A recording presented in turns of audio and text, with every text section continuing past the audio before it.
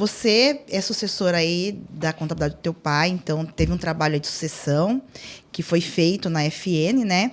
E a gente sabe que a contabilidade são 30 anos, né? 31 anos. Vai completar 31 anos esse ano. 31 anos, então assim, 31 anos mudou muita coisa na contabilidade. Então existia, hoje eu trabalho há 20 anos com contadores, então a gente vê que em 20 anos, imagina em 31, quantas coisas aconteceram. Como que foi essa transição? Até para... Tem muita gente que é sócio do pai, é sócio da mãe, e às vezes tem aquela... Sabe, é difícil essa transição e o crescimento acaba sendo impedido por causa disso. Como que foi? Como que você pode contar aí para o pessoal? Como que foi essa transição? Quais foram os acertos? Quais foram os erros ou não? Foi super tranquilo? Fala um pouquinho para o pessoal, até para o pessoal ter essa experiência aí do dia a dia. Então, como é uma empresa de 31 anos, fundada pelo meu pai, também numa dissolução de uma sociedade que ele tinha num outro escritório, cada um ficou com a sua carteira, e era um escritório tradicional, como muitos ainda no mercado, né? Office boy, arquivo morto, pegava documento no cliente, trazia para processamento, devolvia para cliente. E eu me formei em Ciências Contábeis em 2003, depois Planejamento e Controle Empresarial. Sempre trabalhei, sempre ajudei, né? Eu tinha outras coisas, outros afazeres. Eu fui atleta profissional, depois que eu me machuquei, eu comecei a trabalhar ativamente no escritório, mas sempre voltado para um departamento, não era sócio. Até que em 2009 eu me casei, e aí nesse momento eu já tinha alguns clientes na carteira, de amigos que foram para o escritório, e aí meu pai achou justo eu ter um percentual pequeno lá dentro da empresa, só que não era meu foco. Por quê? Porque eu sempre tive uma veia empreendedora, sempre tive meu dinheiro, sempre quis fazer algo empresarial, que sempre quis empreender. E como era uma empresa familiar, né, caixa eletrônica da família, enfim, eu não tinha controle sobre o que estava acontecendo, sobre as finanças e tudo mais, queria empreender e fui empreender. Tive society, tive academia, tive gráfica, tive restaurante, tive bar, imobiliária, tive N empresas, algumas deram certo, outras nem tanto. E quando chegou em 2017, eu tinha 2 negócios, que eram um society, né, com academia e tal, e uma academia, junto com meus irmãos, e o escritório, que eu também trabalhava no escritório. Ou seja, dividia meu tempo 33% em cada. Ou seja, não fazia nada direito. Né? Por quê? Porque hoje eu entendo que eu tinha 3 empresas a nível de maturidade de criança. Quando você tem 3 filhos pequenos, você faz o quê? Você vai dividir seu tempo entre os 3 pequenos. Quando um filho seu fica doente, você faz o quê? Você dá mais prioridade para esse filho. E é o que vinha acontecendo. Então, eu não focava nada e não crescia nada. E aí, nessa virada de 2017 para 2018, em conversa com a minha esposa e tudo mais, e vendo o desgaste do meu pai, que já tinha alguns problemas financeiros que não eram conhecidos pela família, porque eu já vinha fazendo financeiro do escritório. Porém, no financeiro do escritório não tinha nada, só simplesmente o que ganhava pagava as contas. E se o cliente atrasava, a gente também atrasava algumas contas. Então, eu vivia naquela mesmice. E eu via meu pai cansado. E eu também já estava cansado daquela questão parecia que a minha vida estava numa roda gigante. Momentos bons, momentos ruins. Momentos bons, momentos ruins. Então, isso não era uma coisa que me encantava, né? E onde eu tomei essa decisão de ter essa conversa com a minha esposa foi num evento. Eu tinha uma franquia da Ronaldo Academy, do Society. E teve uma palestra do Carlos Luiza. E aonde a esposa dele virou para ele e falou assim, que ele virou no final de ano, ele já estava acho que com 12 escolas, ele virou para a esposa, eu sou um empresário de sucesso, tal, não sei o que. A esposa dele falou, tá, quanto você tem na conta? Aí ele falou, eu tenho 3 mil reais. Ele falou, mas é isso que é ser empresário de sucesso? Foi onde ele acordou para a vida. E ali foi o meu start, que eu estava fazendo alguma coisa de errado. E aí nessa virada de chave de 2017 para 2018, conversei com meu pai, tomei a decisão de seguir somente no escritório, já coloquei à venda a minha parte, depois foram todas elas resolvidas, tanto na academia quanto no society, e em dezembro de 2017 eu tomei a decisão de mudar de sede, inclusive, do escritório. A gente foi para a casa da frente, mas só que era uma casa nova, bonita, era mais apresentável do que a casa que a gente já estava. E falei, cara, preciso fazer algo diferente. Aí fui procurando conhecimento, fui procurando saber o que estava acontecendo no mercado contábil.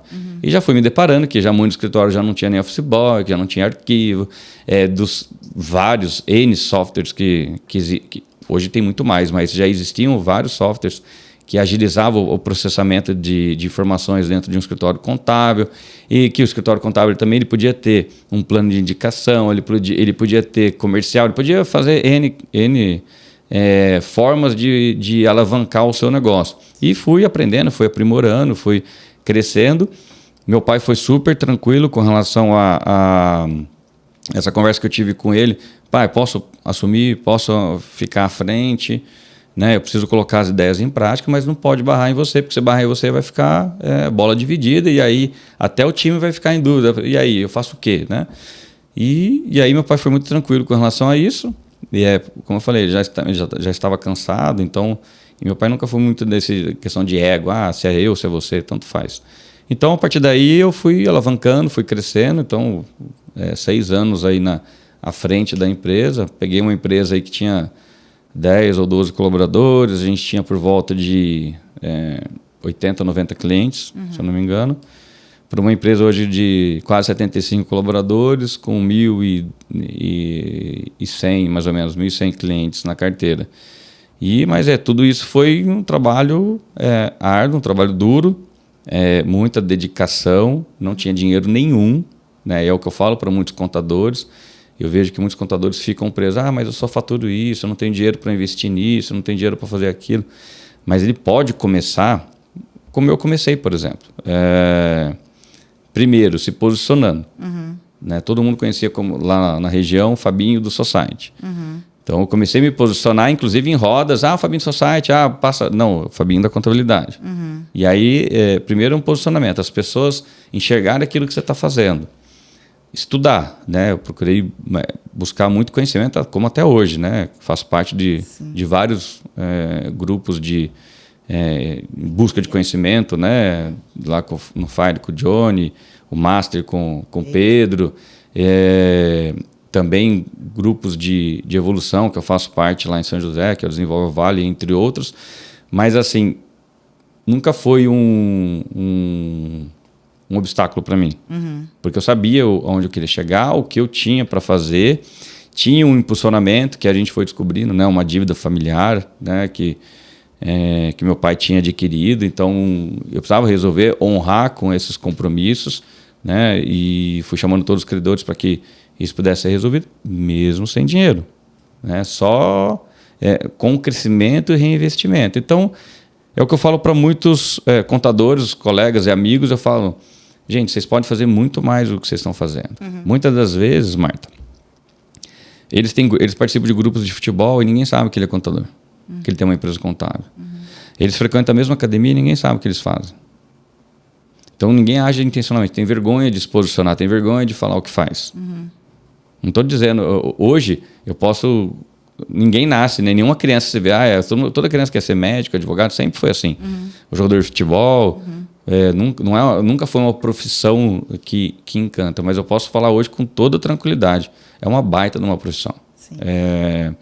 Nós podemos, como eu falei, impactar a vida dos nossos clientes se eles entenderem que é o que eu venho buscando hoje, é elevar o nível de consciência desse empresário, de que ele pode ser um bom especialista na área que ele atua, só que ele precisa ter o mínimo de gestão empresarial para entender o quão importante é um planejamento tributário, o quão importante é uma gestão financeira, o quão importante é gerir pessoas, em caso de evolução da sua empresa, vai aumentando o número de pessoas, o quanto é importante a gestão de estresse, a gestão da ansiedade dele, e como tudo, né, que é onde eu entendi o jogo, foram surtindo insights. Para mim é o principal pilar. Eu sempre trabalho com esses 5 pilares, mas é o principal pilar. Marketing e vendas. Não existe nada antes da venda, nada antes da venda. Então eu entendi o jogo, que isso também servia para contabilidade. E aí, quando eu entendi esse jogo, eu falei, cara, aí está a X da questão.